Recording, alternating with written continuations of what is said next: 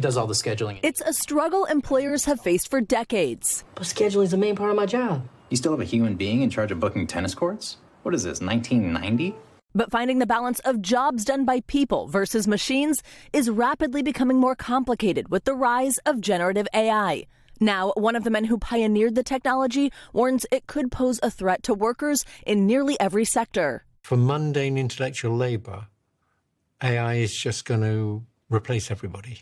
Geoffrey Hinton, considered the godfather of AI, saying on the Diary of a CEO podcast, without steps to reform how it's developed and implemented, we could see jumps in unemployment and wealth inequality. If AI can make everything much more efficient and get rid of people for most jobs, or have a person assisted by AI doing many, many people's work, it's not obvious what to do about it. Hinton's not alone. The CEO of the AI company Anthropic recently told Axios he believes AI could wipe out half of all entry-level white-collar jobs. Amazon CEO also telling employees expanded AI use will reduce our total corporate workforce in the coming years. When it comes to using AI, a new NBC News Decision Desk poll finds a pretty even divide, with just over half of those surveyed saying they rarely or never use AI tools like ChatGPT or Gemini. And a nearly even split when it comes to whether they think AI will make the life of them and their family better. We marveled at our own magnificence as we gave birth to AI.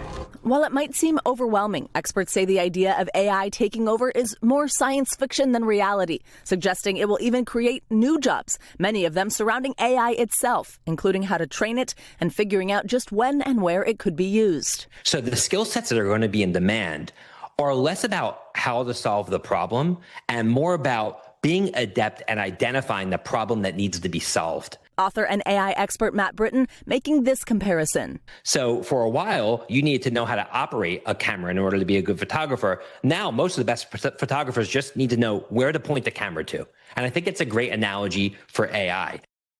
I mean, hearing that warning from one of the guys who created this technology is a little jarring. So if Savannah, if you are worried about artificial intelligence, taking away your job, what about opportunities for people who might want to get into AI?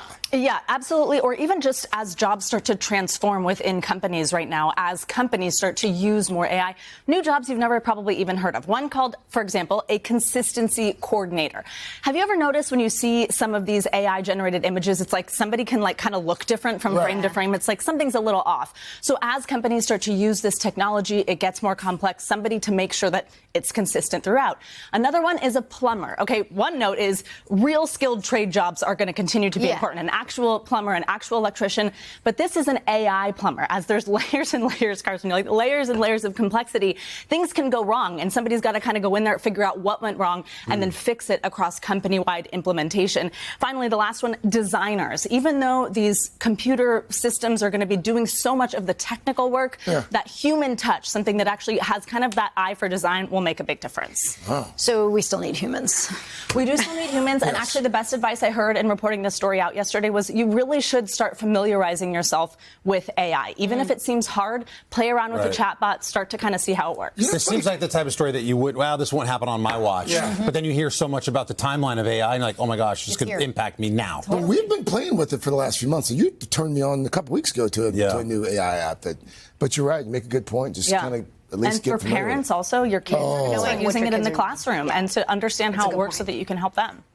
Thank you. We still need me for pop star. You need plumbers and you need pop stars. That's right. And meteorologists too. Right. Thank you. I'm glad that you guys still need me.